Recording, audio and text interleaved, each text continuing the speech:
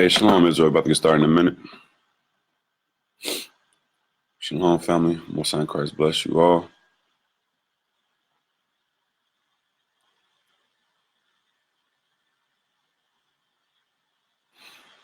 Most High in Christ bless. About to get ready and get started.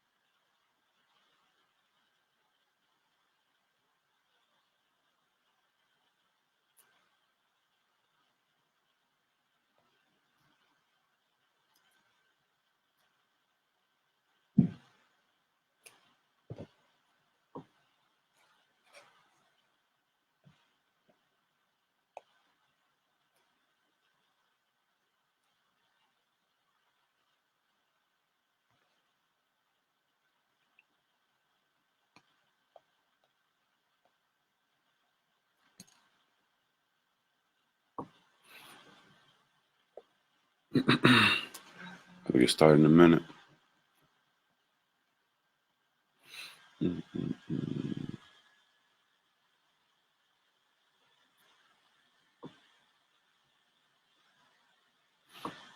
All praise, Brother Mike. You in the spirit. If I can get a brother to scribe for me. Hey, Shalom, my sister. Most High in Christ bless you. And if I can get a brother to scribe for me, we'll go ahead and get started.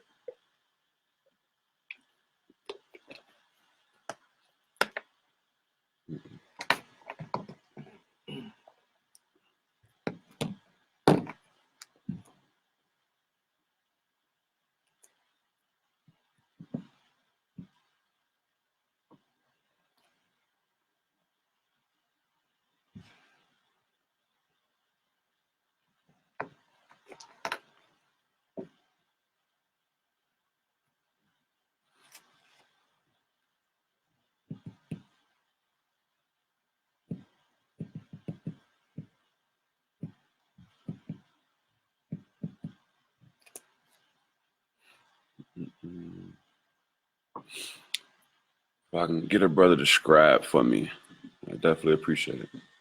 Any brother who's at home who can scribe.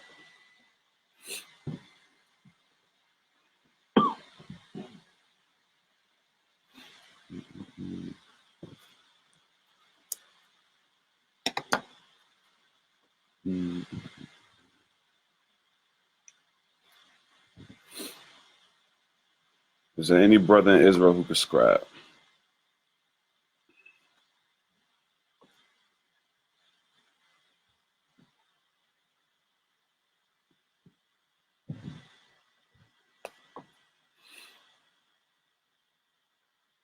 Okay, I don't want to wait too long. So, Lord's will, one of you men put yourself in a position where you can scribe. In the meantime, we're going to go ahead and get started. So, topic of the class is a good name. All right, a good name. Let's get Proverbs 22. Proverbs 22 and verse 1. All praises, Brother Sadias. Appreciate you, bro. The book of Proverbs, chapter 22 and verse 1. Mm-hmm. A good name. Oh, what? A good name is rather to be chosen than the great riches. So the Bible says a good name is rather to be chosen than great riches. Come on. And loving favor rather than silver and gold. Read it one more time. Proverbs chapter 22 and verse 1. A good name is rather to be chosen than great riches, and loving favor rather than silver and gold. So the Bible says that a good name is rather to be chosen than great riches, and loving favor rather than silver and gold. So that's heavy. One more. Let's get Ecclesiastes real quick. One more. Let's get Ecclesiastes. And let's get chapter 7 and verse 1. Ecclesiastes chapter 7 and verse 1. Mm-hmm. A good name. A what? A good name is better than a precious ointment, and the day of death than the day of one's birth. So it says a good name is better than precious ointment. All right. So we just read in Proverbs, a good name is better than silver and gold. I'm reading Ecclesiastes, a good name is better than precious ointment. So let's get the definition of name. Let's get the definition of the word name. The definition of name, a word or set of words by which a person, animal, place, or thing is known. So it says a what? A word or set of words by which a person, animal, place, or thing is known. So a name is a word by which a person is known. All right. Give me the other definition. We're gonna drop down. We're gonna get one, the third or fourth definitions. A reputation. A what? A reputation. Read. Especially a good one. So it says the word name, by definition, means your reputation, especially a good one. So when the Bible says a good name, it's talking about your reputation, what you are known for, especially when you're known for good things. Read that thing again. The definition of name, a reputation, especially a good one. It says a reputation, especially a good one. That's what the definition of the word name means. And a lot of times the Bible is using that particular definition when it says the word name in the scriptures. It says a reputation is what name means. It says a good name, it's talking about a good reputation. You understand? So let's examine a couple of things and just show the importance of our names. And we can understand why they took our names from us. You understand? And why they call us Afro-Americans, why they call us Negroes, why they call us Mexicans, Puerto Ricans. You understand? Let's get Genesis.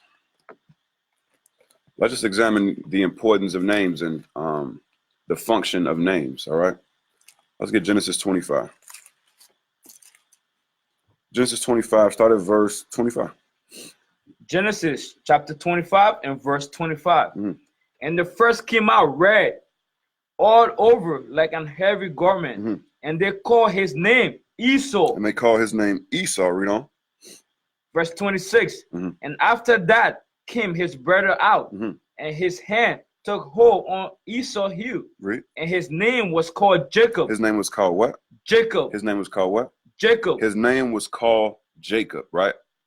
The word Jacob means supplanter, meaning to take someone's place, to remove them from where they are, and then for you to be in their stead. It says his name was called Jacob. Now, let's jump over. Let's get Genesis 27. Genesis 27, let's start at verse 34. Genesis chapter 27 and verse 34. And when Esau heard the words of his father, he cried with a great and exceeding bitter cry, and said unto his father, What? Bless me, even me also, O my father. Read. And he said, Thy brother came with substitute. He said, thy brother came with subtlety, meaning trickery, right? Come on. And had taken away thy blessing. And he take away your blessing. You understand? Remember, his name was called what? Jacob. To be called Jacob, it means to supplant. It means to remove one from their position and take their position. You understand? To plant yourself in somebody else's position. You understand? So it says, your brother came with subtlety. Read on. And had taken away thy blessing. And he have taken away your blessing. Read on. Verse 36. And he said, Is not he rightfully named Jacob? Is not he what? Is not he rightfully named Jacob? It says, is not he rightly named? Is not he rightly named? Showing you that what? Our name goes hand in hand with our function. Our name goes hand in hand with our reputation, our purpose. You understand? This is why names are important. So he said, is not he rightfully named what? Jacob. Read. For he has supplanted me in these things. For he has supplanted me in these two things. He has supplanted me these two times. You see that, right? Supplanted me these two times. He has been what he is named twice. Read on. He took away my birthright. He took away my birthright. He supplanted me once. Read on. And behold, now he have taken away my blessing. And now he have taken away my blessing. So what are we seeing? That names are very, very important to our what? Our function and our purpose. You understand? Let's get Exodus. Let's get Exodus. And let's get chapter 2. And let's get verse 10. Give another example. Exodus chapter 2 and verse 10. And the child grew, and she brought him unto Pharaoh's daughters, and he became her son. Moses became Pharaoh's daughter's son. Read on. And she called his name Moses. She called his name Moses. Read on. And she said, because I drew him out of the water. Because what? Because I drew him out of the water. You said it says his name was called Moses because he was drawn out of the water. So his name had to do with what? His beginning. You understand how he came into play. And then isn't it funny that that same Moses, whose name means drawn out because he was drawn out of the water, is the same one that by that same water destroyed the Egyptians when he wrought the great deliverance. You understand? Showing that your name has a purpose. Your name has a function. You understand? The same Moses who was drawn out of the water, the same Moses who by water through the power of the Most High slew the Egyptians. You understand? When the Red Sea split and closed like a great wall. From now, let's get Matthew 1. Matthew 1. Matthew 1, let's read verse 21. Read about the Most High, his son Christ. Matthew chapter 1 and verse 21.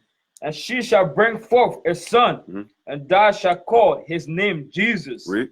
For he shall save his people. So the word for means because. If I say I bought this for you, that means I bought this because of you, right? So read that verse again. Matthew chapter 1 and verse 21. And she shall bring forth a son, and thou shalt call his name Jesus. Thou shalt call his name Jesus, read. For he shall save. Or because he, read. For he shall save his people from their sins. Because what does Jesus mean? It means savior.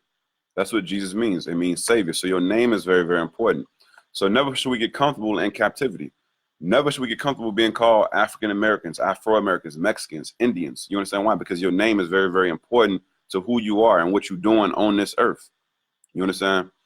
From there, let's get Genesis 32.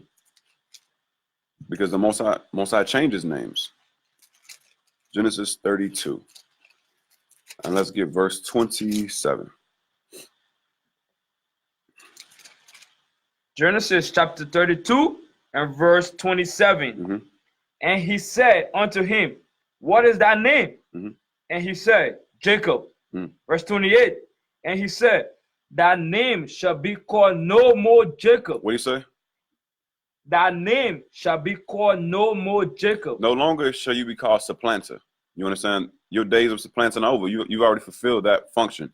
You already fulfilled that named twice. You understand? Took the what? The birthright and the blessing. So you're not going to be called Jacob no more. Now you're going to transition to something else, something far greater. Read on. But Israel. But what? But Israel. Read on. For as a prince has that power with God. It says now your name is going to be called Israel, because now the nation that came from him, we are princes that have power with God. Read on. And with men. And we have power over men. Read on. And has prevailed. And we have prevailed. So now God changed what his name. Why? Because he had fulfilled the name Jacob.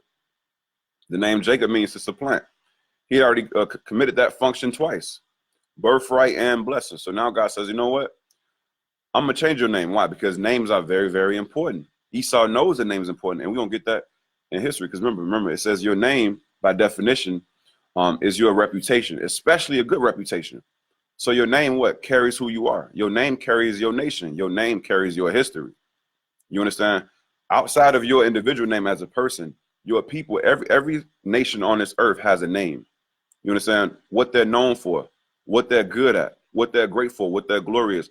Every single nation holds that in their name. You understand? So read 27 again. Genesis chapter 32 and verse 27. And he said unto him, what is thy name? And he said, Jacob. Verse 28. And he said, thy name shall be called no more Jacob, but Israel. So when your purpose on this earth changes, when your purpose becomes greater, then your name changes also. Read on. For as a prince has thou power with God and with men, and has prevailed. Now, let's jump back in history. Let's jump back. Let's get Genesis 17. Let's jump back to another name change that predate Israel. What all started at, where the covenant started. Let's get Genesis 17 and verse 1. Genesis chapter 17 and verse 1. And when Abram was 90 years old and 9, the Lord appeared to him, to Abram, and said unto him, What? I am the Almighty God. Walk before me and be thou perfect. Walk before me and be thou perfect. Read on. Verse 2.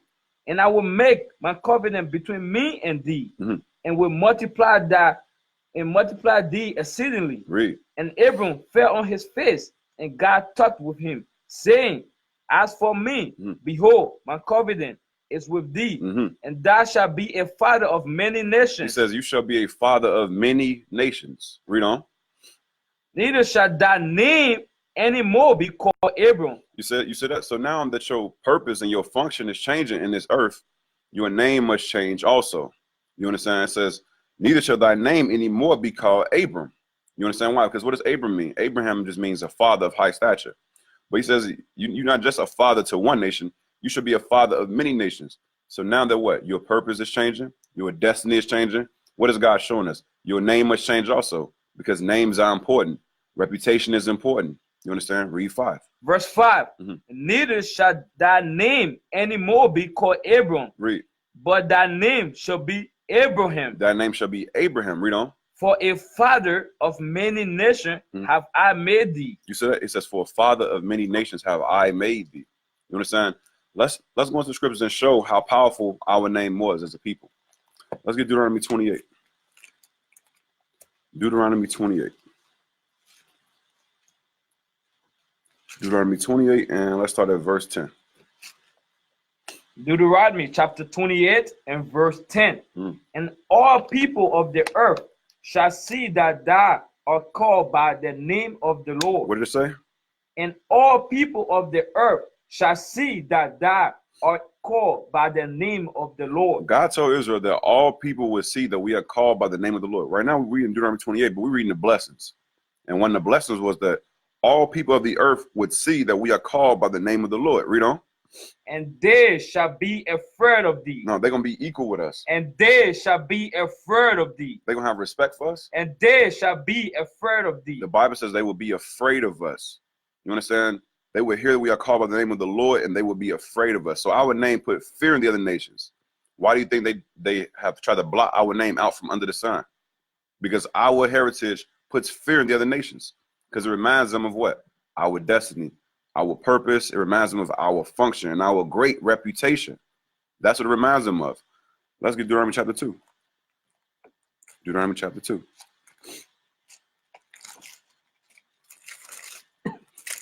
And let's read verse Deuteronomy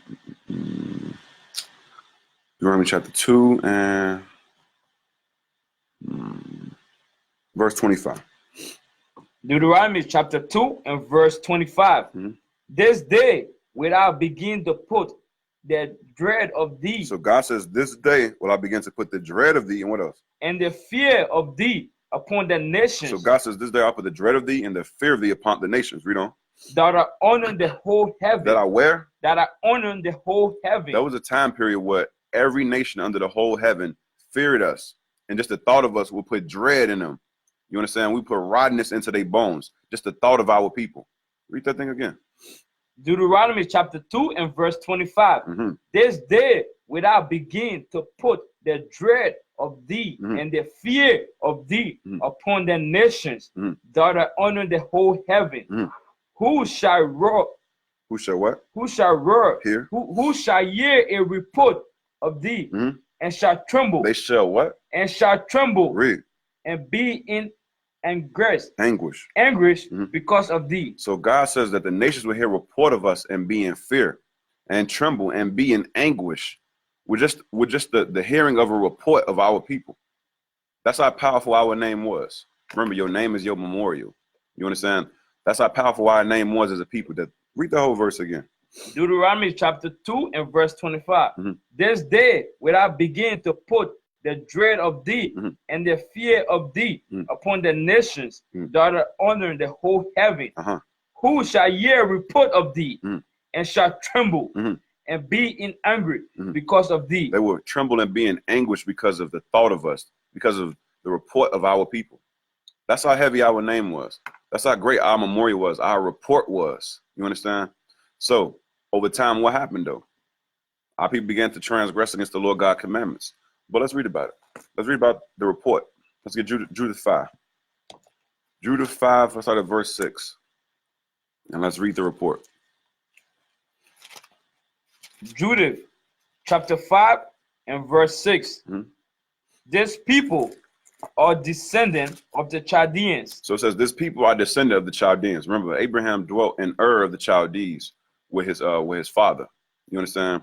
So when they gave the report for our people, these is heathens talking, mind you. These is heathens talking, and they conversing about the children of Israel. So the first thing they said was, this people, they know our history all the way back to Abraham. You understand? And where he dwelt that with his father before he journeyed through the land of Canaan. You understand? As a stranger. So read 6 again. Verse 6. This people are descendant of the Chaldeans, and they sojourn heretofore in Mesopotamia, because they will not follow the gods of their fathers, which were in the land of Chaldee. Right. So Abraham, he chose not to follow the gods of the Chaldeans. He chose to follow the Most High, the God of Abraham. Read on. Verse 8. For they left the way of their ancestors and worshipped the God of heaven, the God whom they knew. Right. So they cast them out from the face of their gods, and they fled into Mesopotamia and sojourned there many days. Verse 9. Then their God commanded them to depart from the place where they sojourned and to go into the land of Canaan, where they dwelt, and were increased with gold and silver, and with very much cattle. But when a famine covered all the land of Canaan, they went down into Egypt and sojourned there, while they were nourished and became there a great multitude, so that one could not number their nation. Verse 11. Therefore the king of Egypt rose up against them and dwelt subtly with them, and brought them low with laboring in break, and make them slave. Then they cried unto their God. They did what? Then they cried unto their God, and he smote all the land of Egypt with incurable plague, so the Egyptian cast them out of their sight. And God dried the Red Sea before them, and brought them to Mount Sinai and Casebon, and cast forth all that dwell in the wilderness. Jump down to 17 now. Verse 17. And whilst they sinned not before their God, they prospered, because the God hath hated iniquity was with them. It says, and while they sinned not before their God, they prospered. It says, because the God that hated iniquity was with them. Read on. But when they departed from the way which he appointed them, they were destroyed. They were what? They were destroyed. In what? In many battles. In many battles, very sore, and were led captive into a land that was not theirs. Read. And the temple of their God was cast to the ground, and their cities were taken by the enemies. So it says, when we departed from the way which God appointed unto us, we were destroyed in many battles very sore, and we were led into captivity. You understand? Now jump down to verse 20.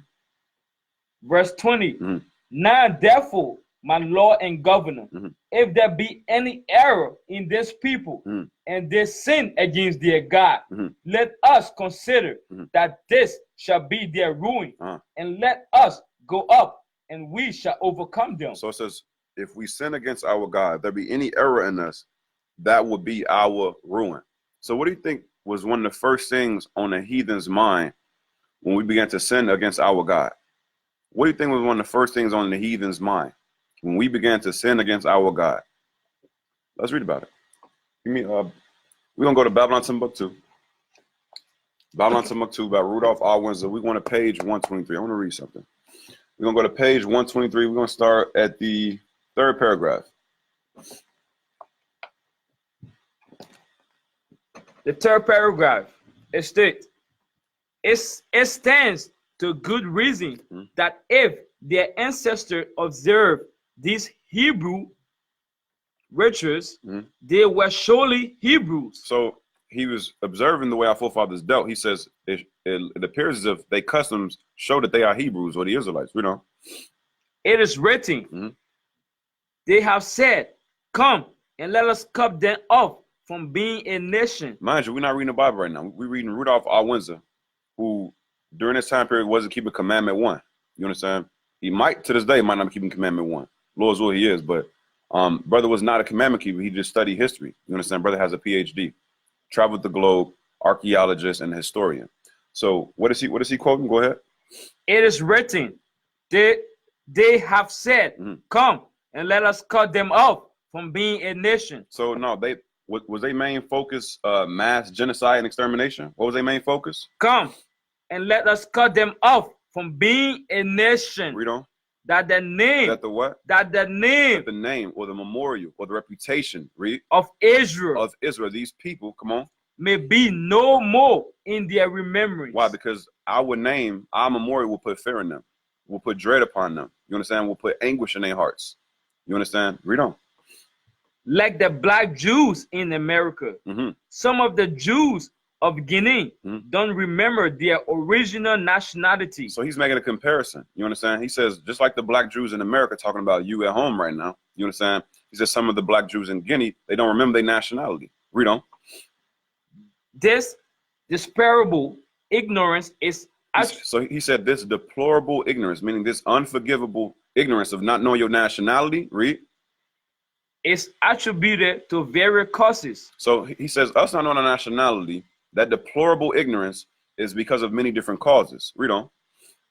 The fall of the Hebrew kingdoms. So he says one reason why we don't know our nationality is the fall of the Hebrew kingdom. Read on. 2, the lack of communication with Jewish educational centers. He says 2, it's the lack of communication with Jewish educational centers, meaning what? The various schools. Well, we know our nationality and teach God's laws. Many of our people don't want to come. Many people follow Esau's stereotypes and stigmas about us and put us into a little bubble with the worst of them and the basis of them. And then they cut off from the understanding and the education of who they are and what they must do. So those are 2 reasons. Read on. 3, intense persecution. The 3rd reason why we don't know who we are is because of what? Intense persecution. Intense persecution. Intense persecution is the 3rd reason why we don't know who we are. Because they never give us time to what? Study books, read history, because we too busy what? Trying to find a job. We too busy what? Trying to make it out the hood. We too busy what? Trying to survive as a people. So it says we can't even stop and learn anything because what? Intense persecution. The police patrol trying to put us to death. They don't give us time to think about, oh, dang, who am I? Because you too busy trying to figure out how am I going to feed myself. Read on. And the deliberate. And the deliberate. This is the 4th reason why a lot of us don't know who we are. A lot of us don't know the great name that we come from. Because of what? And the deliberate blotting out. It says the deliberate blotting out what? Of the mind, their true nationality. It says the 4th reason why we don't know who we are is because of the deliberate blotting out of the mind our true nationality. Read. Thus, Nahum Scotius, Nahum Schlouts, said this about the Islamic Jews he met. In most cases, these Hebrew by race and Muslimic by faith. It says a lot of times our forefathers were Hebrew or Israelite by blood, but they were Islamic by faith. Let's find out why. Read on. By faith, to seek to hide their origin, which it says they would seek to hide their origin. So people, I don't know if y'all ever heard this before. They would say, well, wasn't some of the slaves already Muslims when they got over here to America? Yes, they were Muslims. Some of them were Muslim when they got to America. Some of them were not. Some of them were. A remnant of them were Muslims. And why was that? We're going to read about it right here. Read that again. Seek to hide their origin, which has become a burden to them. It says our forefathers over time would seek to hide their nationality, they would seek to hide their origin. Why? Because it became a burden to them.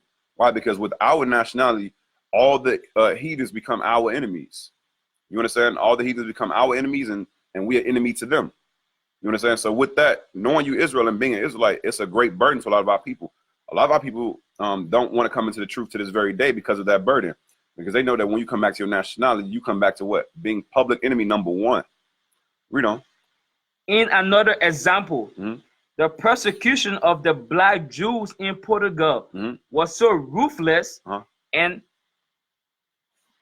frequent that Cicero tells us that Jews did not divulge to their children the secret of their religion until they have obtained the age of reason. So it says that the persecution against our brothers and sisters who were in Portugal was so intense, they wouldn't even tell their children that they are Israelites and they must keep God's laws until they reach the age of reason.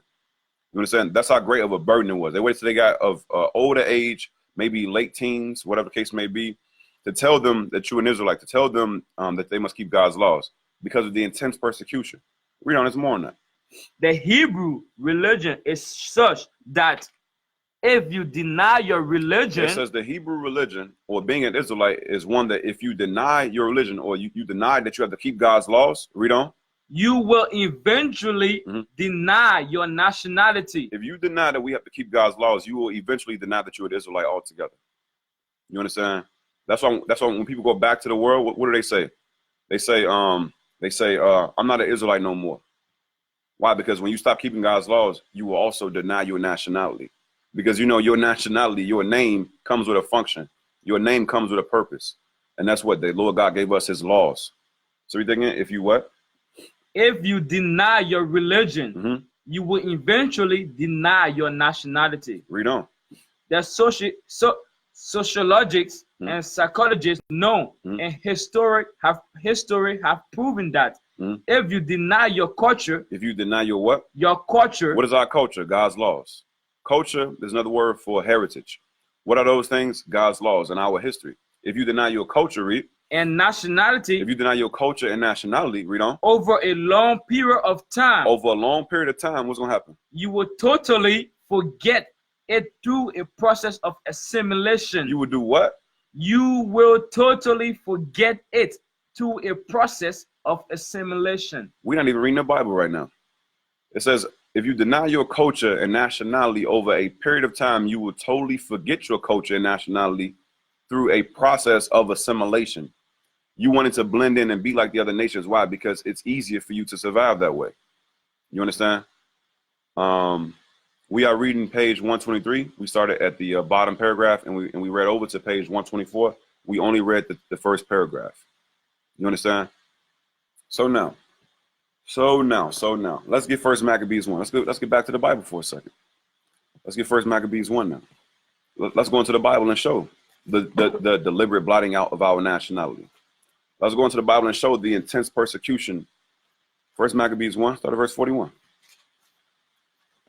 First Maccabees chapter 1 and verse 41. Moreover, King Antiochus wrote to his whole kingdom that all should be one people.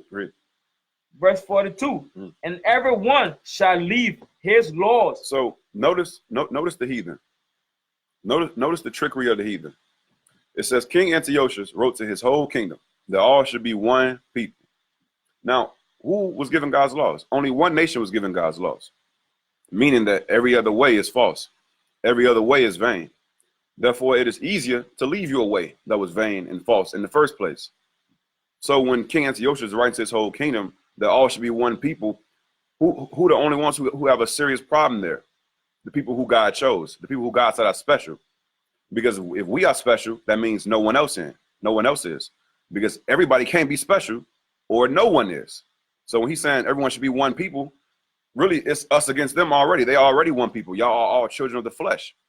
So this verse is direct persecution against our people. Because we are the ones who God chose. We are held to a certain standard of rulership and obedience to God's laws to keep that rulership.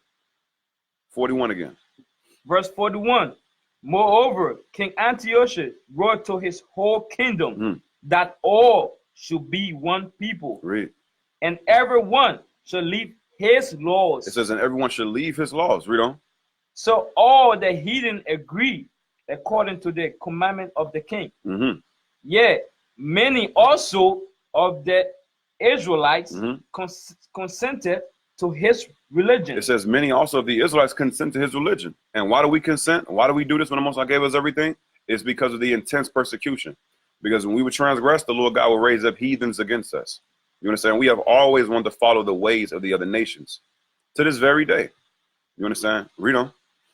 And sacrifice unto idols and profane the Sabbath. Read on. Verse 44. For the king has sent letters by messengers unto Jerusalem and the city of Judah, that they should follow the strange laws of the land. Read. And forbid burnt offerings and sacrifice and drink offerings in the temple. So he forbid us keeping God's laws. He forbid burnt offerings and sacrifices in the temple. And if you did those things were punishable by death. So that they made keeping God's laws capital punishment. You understand? Read on. And that they should profane the Sabbath and festival of days. Now jump down to verse 49. What was the purpose of them doing all of this? Verse 49. Verse 49. This is the purpose of them doing all of this. 49. To the end. To the what? To the end. Because when it was all said and done, everything was for this reason. What? They might forget the law. That they might forget God's laws. Remember, over time, if you deny your religion, which is our religion is God's laws, it says you will eventually what? Deny your nationality. So you will lose what? The love for your people. You will lose what? A sense of nationalism. That all the other heathens have, they have a sense of nationalism. You fight one, you fight us all. So if they remove God's laws, they remove our unity and our sense of nationalism and how we deal with each other. So to the end, they might forget the law and what? And change all the ordinances. And do what? And change all the ordinances. 2 Maccabees 6. 2 Maccabees 6. Let's get more on that. 2 Maccabees 6. And start at verse 6. 2 Maccabees chapter 6 and verse 6.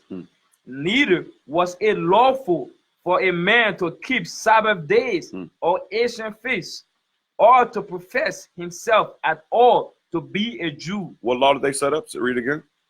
Neither was it lawful for a man to keep Sabbath days or ancient feasts, or to profess himself at all to be called a Jew. So we just read they wanted us to forget the law. They did all those things so that we could forget the law. Not only that, they said they made it unlawful for a man to keep the Sabbath, ancient feasts like Passover, for example. It says, or to even profess himself at all to be a Jew, because with that name that you're a Jew, it comes what? It comes your purpose. It comes your function on this earth, because the Jews are God's chosen people. You understand? Like, for example, hold that real quick. Give me Romans 3. Quick footnote real quick.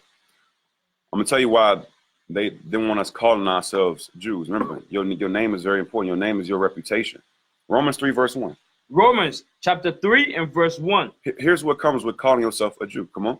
What advantage then have the Jew? What advantage have the Jew? Come on. Or what profit is there of circumcision? And what profit is there of the seal in the flesh, which is circumcision, that God made with our people? Read on. Much every way. God says much every way. We have the advantage over everybody in every way you could think of. You understand? Whether it be mentally, physically, psychologically, you understand? We have the advantage over them every way. Even when you go down to basic DNA and genetics, we are superior. That's what it is. You understand? Even the very thought of evolution is garbage, because for you to say that you're supreme and you live on a planet where the sun is needed to survive and the sun burns you and you need SPF 15 and you got to put a little puddle of lotion on your nose just for you to go to the beach, you are not superior. So even in your theory of evolution, we surpass you. So even in evolution, even if that was true, you still say that we over you. But that's garbage. But what this Bible says that we have the advantage of them in every way possible. Read one again. Romans chapter 3 and verse 1. For what advantage then have the Jew? So what advantage have the Jew? Come on. Or what profit is there of circumcision? Let's find out. Come on. Much every way. Much every way. Read on. Chiefly, the main reason why we have an advantage over everyone else on the planet is what? Because that unto them were committed the oracles of God. Because God gave us this Bible. You understand? God took us by the hand, led us out of Egypt, and gave us his laws that are from the heavens. You understand? And said, keep these laws from the heavens, and you will rule this earth. You understand? And it'll be heaven on earth for you all. That's the main reason why we have an advantage over everybody else, because he didn't do that for nobody else. You understand? And guess what? Repentance is for the Jews. Salvation is of the Jews. So now let's go back. 2 Maccabees 6. This is why it's very, very important for them to remove God's laws. Why? Because that's the source to our power. It's very, very important for them to remove our nationality, our name. Why? Because that will lead us back to God's laws, which will lead us back to our power, which will lead us back to rulership. You understand? And then them being under us where they were meant to be from the foundation.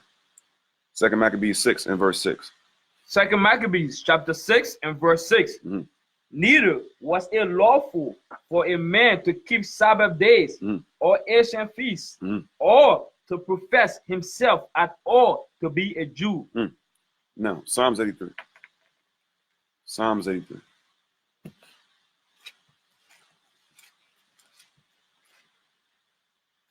Verse 1. Psalms chapter 83 and verse 1. Keep not thy silence, O God. Hold not thy peace, and be not still, O God. For lo, thy enemies make a tumult. God's enemies made a tumult. You understand? Read on.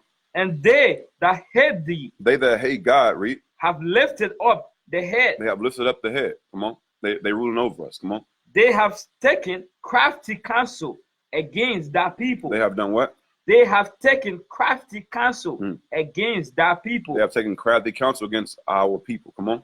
And consulted against the hidden ones. They have had think tanks. They have sat down at the long table, all the nations there, to keep us in confusion, to keep us in sin, to keep us away from our true nationality, to keep us from uniting. They divided us. They divided 12 tribes, which made up one nation, into 12 different nations that are now called minorities. You understand why? Because you minor, because you won't organize yourself and come together and stand up as one man. Not only did they divide us by nationality, then they gave us different religions. They divided us with what? Catholicism. They gave a lot of the Northern Kingdom Catholicism. They gave a lot of Southern Kingdom Baptist. So now we divided under Christianity with two different branches of Christianity that are very, very extremely different from one another. So going from Baptist and things like Pentecostal and Methodist to Catholicism is like night and day, even though it's still under the same branch. So they divide us that way. Then they turn around, they divide us by land. Then they turn around, they divided us by political parties. Oh, these people are Democrats. These people are Republicans. These people are nonpartisan. Then they divide us by language. We speak English. They speak Spanish. We have a language barrier. This is a lot of crafty counsel. You understand? To keep us what? Under them and in confusion. Read 3 again.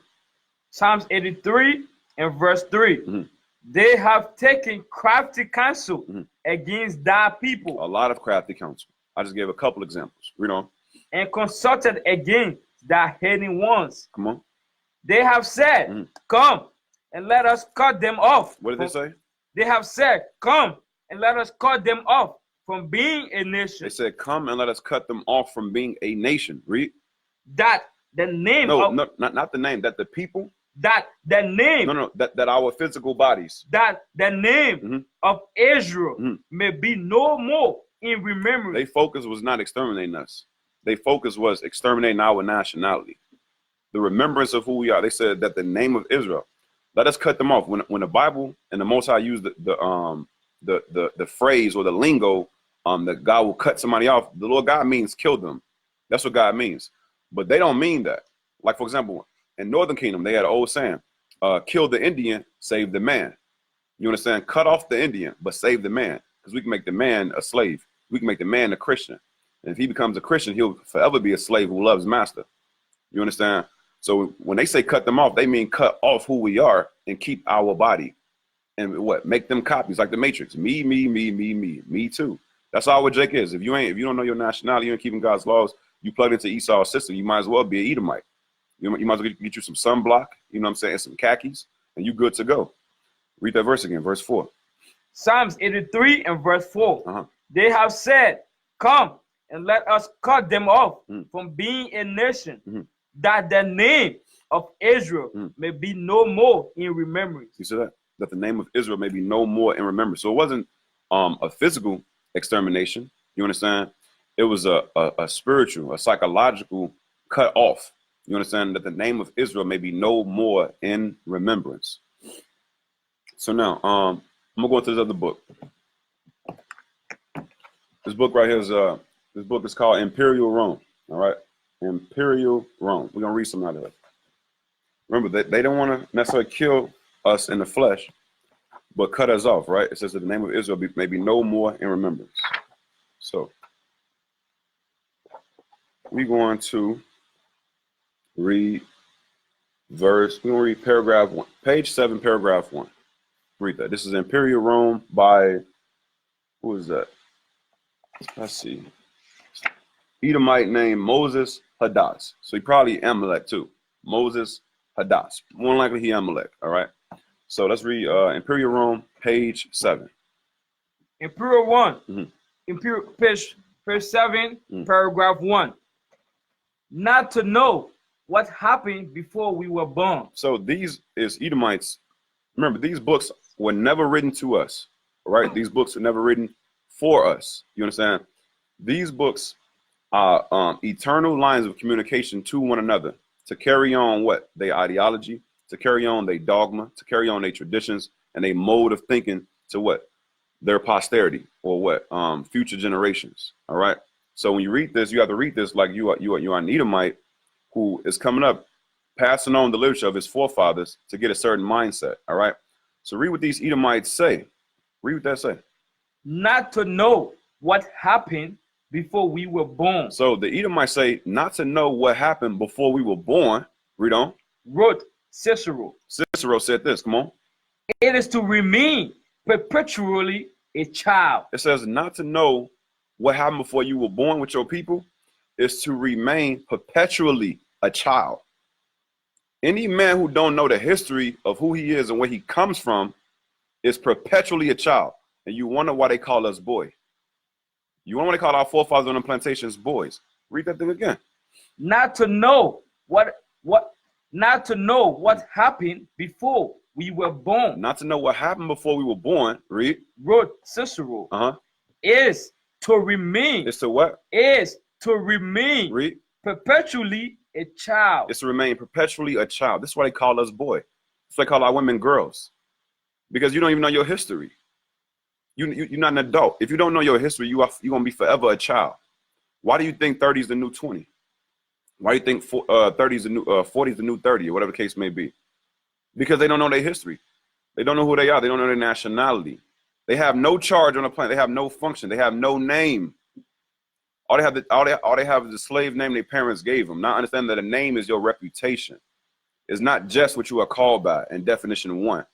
When you drop down and name, it's your reputation. Bigger than your reputation is the reputation of your people. Read that thing again. That thing is heavy, man. Not to know what happened before we were born. Wrote Cicero. Is to remain perpetually a child. It's to remain perpetually a child. Read on. For what is the worth of a human life? Hold on. They said, for what is the worth of a human life? Read. Unless, read. It is woven or stitched, read. Into the life of what? Of our ancestors. What is the worth of a human life unless it is woven, stitched into the life of our ancestors, our forefathers? Why do you think our life is worth nothing? Because our life, they say, if you are not intertwined with the life of your predecessors, with the life of your forefathers, your life is worth nothing. That's why they kill you with your hands up or with your hands down, whether you armed or unarmed, whether you pregnant or not pregnant. You understand? Because your life don't mean nothing unless it is interwoven in the life of your forefathers. And our lives, for the majority of us, are not. And that's why we get put to death and there is no justice. Oh, he feared for his life. They're not even the people. They call us zombies. Why? Because we don't have the mind of our forefathers. So if you don't have the mind of who you are, then you nothing. Read the whole thing again, man. I think it's heavy. Not to know what happened before we were born, wrote Cicero, is to remain perpetually a child. A boy, come on. For what is the worth of a human life? Read. Unless it is woven into the life of our ancestors. What is the worth of a human life unless it is woven into the life of our ancestors? Your life means nothing unless it is woven into the life of your ancestors. That's why us returning back to our nationality is so important. From that, let me get something else. Let's get page 11. I'm gonna show you some crafty counsel of how Esau dealt with us. Let's jump over. Start from here and stop right there. We're going to page 11, paragraph 3. Paragraph 3. We're going to page 11 of Imperial Rome. We're going to paragraph 3. Come on. Rome's intelligence rules out its conquered people. So it says Rome's intelligent rule of its it says that Rome, or Esau, he rules over the people he conquers very, very intelligently. You understand? Read that again. Rome's intelligent rule of its conquered people. Read. Most provinces found their new life more than tolerable. So it says most provincials. A provincial is a people who Esau will conquer. You understand? He would call them provincials. So what Esau did to rule over people with intelligence, he would make sure your life was more than what? Tolerable. Isn't that not what it said? Yes, sir. It says he would make sure their life was more than tolerable, meaning what? He would give you a McDonald's, a Starbucks. You understand? He'll give you a Dairy Queen in the hood. He would make sure your life was more than tolerable. Read on. In great part, provincials were granted Roman citizenship. He says Esau will also grant the provincials, or the conquered people, Roman citizenship. You understand? So now when you got Roman citizenship, you no longer associate with your people anymore. You no longer want to have the nationalism of your people anymore. Why? Because the same man who conquered you turned around and give you citizenship, as if you're not conquered and as if he's not ruling over you in your own land. How can he give you citizenship in a land that's not his? How can he promote citizenship in a place where he's not a citizen, in a place where he's an intruder? But that's Esau's intelligent rule over its conquered people. Esau will come into your house and then grant you permission to be in the house. Read on. In great part, provincials were granted Roman citizenship. Gifted provincials gained honor throughout the empire. It says gifted. Listen closely. Gifted provincials, meaning though you Negroes, you people who are conquered, who got certain skills and talents, I'll give you the opportunity to become great while you still under my rule. And over time, you'll forget that you still under my rule. You'll forget that I conquered you and murdered your people and raped your folk. You'll forget all of that because I'll give you an opportunity to shine. And you'll forget all about your name, and I'll give you a new one. Read that again. Gifted provincials gained honor throughout the empire. It says gifted provincials, or gifted slaves, they gain honor throughout the empire. So not only will he give them citizenship, he will give them an opportunity to gain honor throughout the empire. Sounds very, very familiar. We read about Rome. It sounds like we're reading about 2019 because the plot has not changed. Read on. Yep, right here. Rome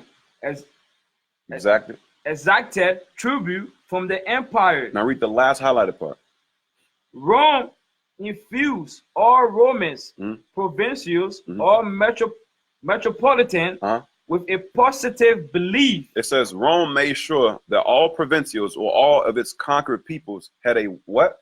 A positive belief. They made sure that those who they conquered had a positive belief in what? In Rome's own destiny. They made sure that all their conquered people, known as their provincials, had a positive belief in Rome's own destiny. Like, God bless America. We landed on the moon. You understand? We gonna have robots. We gonna have flying cars, to the point where now the provincials, who are their conquered peoples, became Rome. They got citizenship. They got an opportunity to gain honor under Rome's rule. And then they instilled in them what?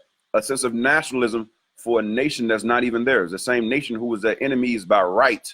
You understand? That's what they would do. So now let's go into this Bible, because that's exactly what Esau did to us. Let's prove that. Let's get Acts 22. Let's get Acts 22. Acts 22. And let's start at verse 25. Acts chapter 22 and verse 25. And as they bound him with thongs, Read. Paul said unto the centurion that stood by, Read. Is it lawful for you to scourge a man? So Paul says, is it lawful for you to scourge or to punish physically? Read. A man what? That is a Roman. That is a what?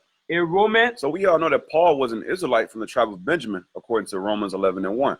So what is Paul saying? Paul is telling this Edomite, is it lawful for you to put your hands on me? Put your hands on a man that is a Roman. You understand? So what did that mean? Paul had Roman citizenship, which is what a ploy that Esau would put over its conquered people, its provincials. You understand? So he says, is it lawful for you to put a man that is a Roman? Read on. And uncondemned. And I'm uncondemned, meaning I'm not guilty yet. Read on. When the centurion heard that. When the Edomite centurion or guard heard that, read. He went and told the chief captain. He went to his boss. Read on. Saying, take heed what that does. Take heed what you do to Paul. Read on. For this man is a Roman. So obviously you can't look at him and tell he's a Roman. Why? Because he's an Israelite, the tribe of Benjamin. He's a black man. But what? He did have papers, meaning he had Roman citizenship. And Paul spoke about his what? His papers, his citizenship. That Rome will what? Grant those who were under them. Grant those who they call provincials, who are their conquered peoples. You understand? Now, remember, we also read that they will grant, in order to help you forget your name, they will give you citizenship. And then they will also give you an opportunity to gain honor, right? 2 Maccabees 4. They will give you an opportunity to gain honor under Rome. Okay, let's get that. 2 Maccabees 4. And let's start at verse 10. 2 Maccabees chapter 4 and verse 10. Which, when the king... Start at verse 9. Verse 9. Beside this, he promised to assign 150 more, if he might have lesson to set him up a place for exercise and for the training up of youth. They want to train up our young men, read on. In the fashions of the heathen. In the fashions of the heathen, read on. And to write them of Jerusalem. And to write them of Jerusalem, read. By the name. By the what? By the name. Of what? Of Antiochians. So to put our young men into sports and then call them of Jerusalem, meaning the Jews, meaning the Israelites, call us now by the name of Antiochians. So if now we call by the name of Antiochians and now we got this Greek or Roman citizenship, what's going to happen with our name? Because we're supposed to be Israel. You understand what's going to happen? We're going to lose our name. And then we will deny our laws. And then over time, we will forget our laws through what? This process of assimilation. Read on. Verse 10. Which, when the king have granted, and he have gotten into his hand the rule, read. He forthwith brought his own nation to the Greekish fashion. Watch this, read on. And the royal privileges granted of special favor to the Jews by the means of John, the father of Eupolemus, who went ambassador to Rome. Verse 12 now. Verse 12. For he built gladly a place of exercise under the tower itself. Read on. And brought the chief young men under his subjection. Read. And made them wear a hat. Read. Now, such was the height of Greek fashion. Sports is the height of Greek fashion. To this very day, sports are the height of Edomite fashion. Read on. An increase of heathenish manners. And then what? With they sports, you get an increase in your heathenish manners. Being what? Fornicators and profane, even the homosexuality culture, which is embedded in the sports world. Read on. Through the exceeding profaneness of Jason. Read. That ungodly right. And no high priest. Read on. That the priests have no courage to serve anymore at the altar. So the priests didn't even want to serve, the Levites didn't even want to serve at the altar anymore. They would rather just what? Play sports. Come on. But despising the temple. They what? But despising the temple. They despise God's temple. Read on. And neglecting the sacrifices. Read. Hasten to be partakers of the unlawful allowance in the place of exercise. Read. after the game of the Discus. discus, call them forth. So one of the ancient Roman sports is not basketball, but it was discus. You understand? Well, and discus was a game that was played naked. You understand? Sorry to ruin some of y'all's breakfast. Discus was played naked, and they would throw the disc. It was made out of stone, and they would try to throw it, see who could hurl it the furthest. It was like a round stone with a hole in the center. But read on. Listen to this. Verse 15. Verse 15 now, come on. Not setting by the honors of their fathers. What did it say, our people what? Not setting by the honors of their fathers. What was the honor of our forefathers? The fact that we was God's people, that we have the advantages, that God gave us this Bible, that we God's chosen people, we gonna rule over everything and we just stay the course. But it says we didn't set by the honors of our fathers.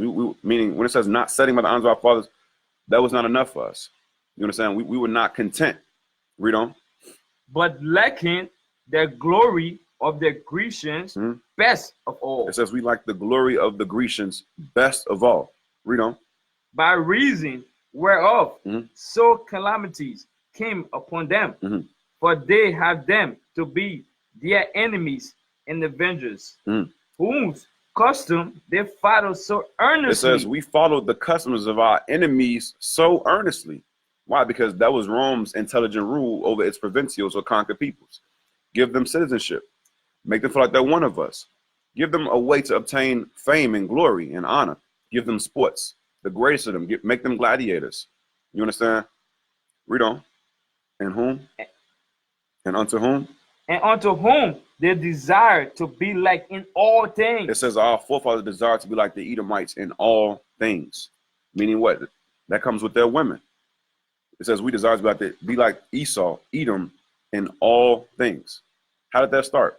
Through what? Him conquering us. And then over time, what? He made us himself. He made us one of them. So now what? We have lost our good name. And now we are nothing but what? Woolly haired Edomites. Dark skinned Edomites. You understand? So from now, let's get page 12 real quick. Because I'm gonna show you how Esau feels about his forefathers and his history. Going to, let me see. Real quick. All right, let's read. All right, we going to page 12 now. Page 12, second part of the page, and we're going to read the last sentence of the paragraph on the right side of the page. Let's read that. We still in Imperial Rome right now. Go ahead. Enthralled to the past. He constantly... It says enthralled to the past, meaning what? Esau don't forget about his past. It says enthralled to the past, read. He constantly reminded himself of the eminent forebears. His eminent forebears, read. Whom it was his duty to emulate. So, read, is it more than that? In every waking action. That was heavy. So, Esau, he often tells us to forget about slavery.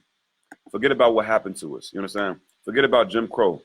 Forget about the Klan. Forget about redlining, which is still happening to this day. You understand? Forget about the Tuskegee experiment, right? But meanwhile, it says that Esau, he is enthralled to the past, meaning he is still heavily connected. That's why we always, every year we got Memorial Day. Every year we got July 4th, 17th. You tell us to forget about slavery, which was 1865, but you want us to remember July 4th, which was 1776? Anywho, that's because it says Esau is enthralled to the past. It says he constantly reminded himself of the eminent forebears, whom it was his duty to emulate in every walk and action. Esau, everything Esau does, he does that to please his dead forefathers.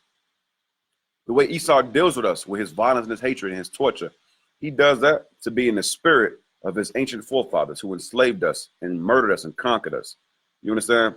When Esau ruled over us, when the police deal with you, they want to please Christopher Columbus. They want to please Ponce de Leon. You understand? When they murder you and they beat you and throw you in that back seat, they're in the spirit of what? The ancient slave catchers. You understand?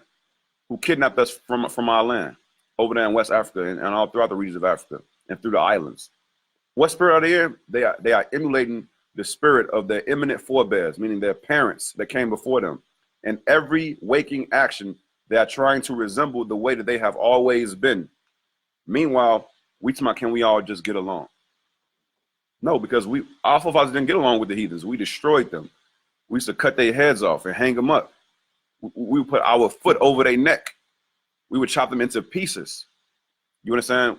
We stuck together as a people. We knew our nationality. We knew how great we was. We knew we had nothing to do with them. Give me Ezra real quick. We didn't want to work with them. We didn't want them in the camp. We didn't want them putting in their bricks. We didn't want their money.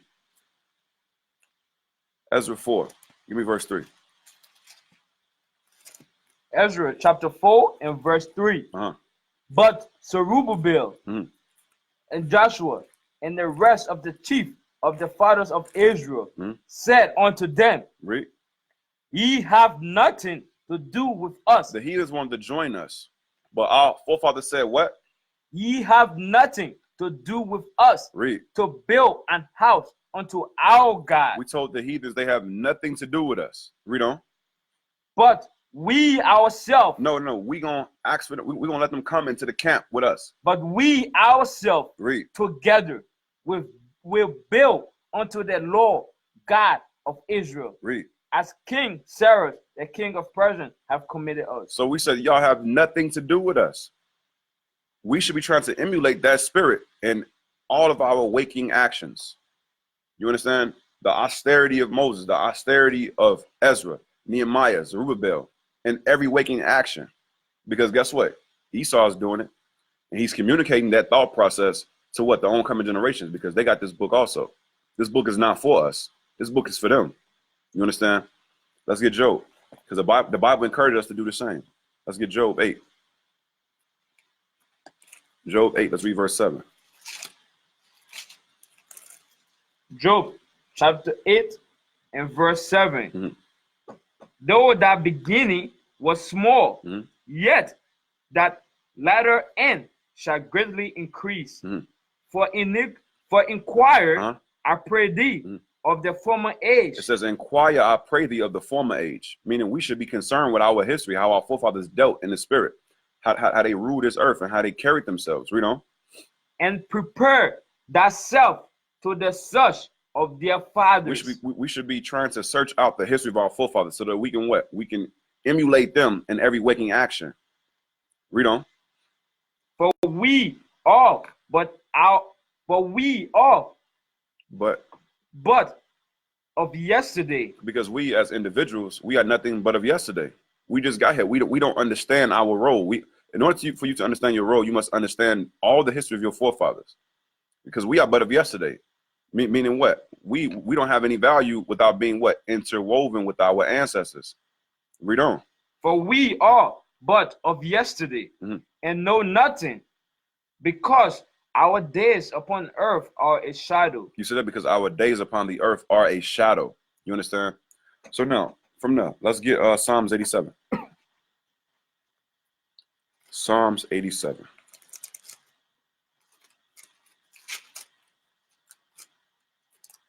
And verse 5. Go ahead.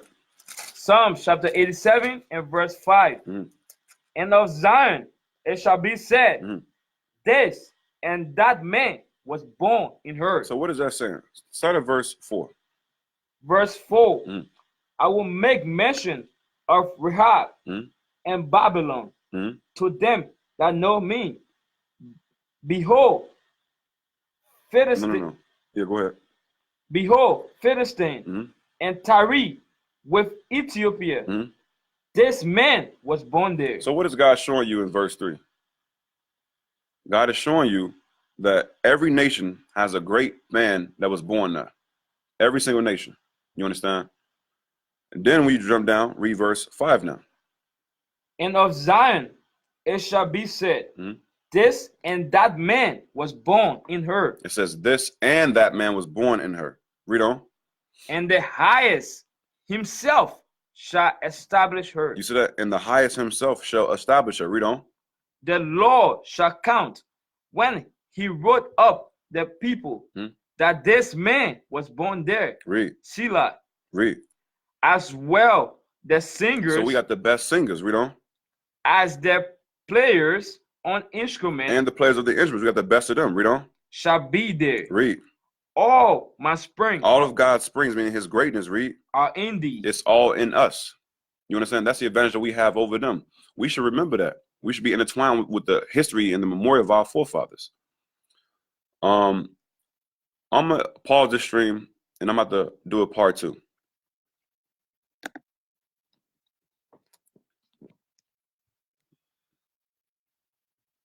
Read that quick.